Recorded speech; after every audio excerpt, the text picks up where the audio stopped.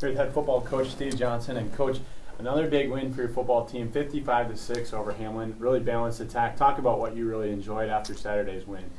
You know, Jared, I am ecstatic with our team right now, and we have, and I know it sounds cliche, but I'm, telling all our fans and people that care about us that this is our deal. We talk about be who you are every day, and it is work.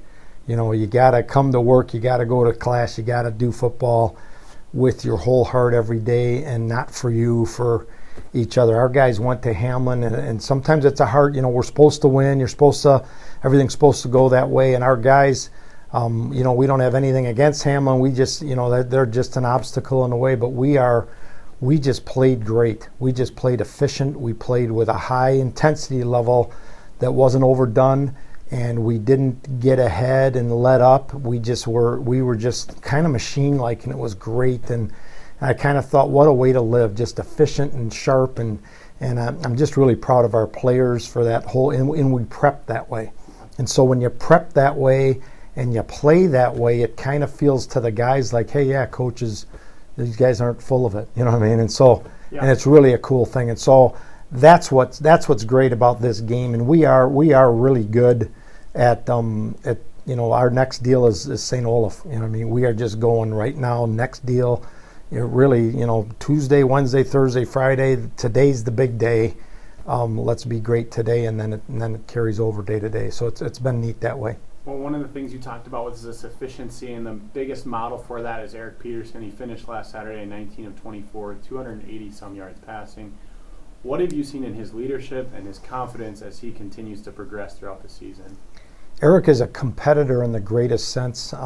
He is just kind of calm and stuff like that, but there are times when he's burning, where he messes something up, and but he doesn't spill that on anybody. We talk about giving good juice to your guys, but you give juice, it's either good or bad. Very, very seldom does Eric ever give bad juice, and so but he does have a burning desire to be great. And here's the funny thing, when you think about Eric, and I know our guys would chuckle if they heard this, but in practice we're going, whoa. So it's not just Saturday, but we're like completing pass after pass after pass to Hallstrom, Hilly, all those receivers deep and like on the money, like in stride, and like, whoa, we're getting kind of used to it. Well, and you get your tight end, Drew Neville, into the game plan last week, a couple touchdowns for him. Talk about the progression of what that tight end has added to your offensive game plan.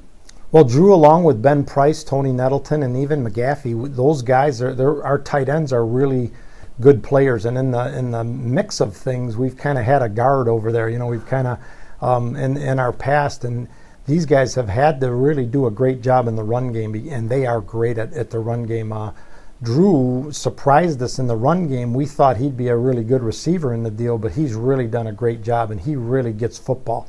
So he and Ben Price have had the majority of the reps, and they're just doing a great job together. And they're a good read because they're running good routes. And Ben's a former receiver, and Drew acts like a receiver, even though he's big enough and powerful enough to be a tight end. Well, let's look ahead now to St. Olaf. You talked about teams that you should beat and how you go forward in that week. St. Olaf still looking for their first MIAC win.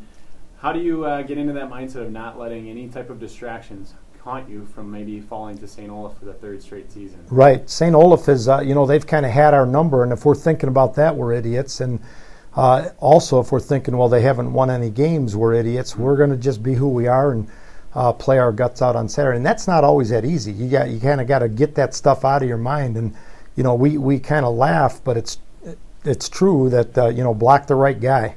Whoever blocks and tackles the best is going to win the game Saturday.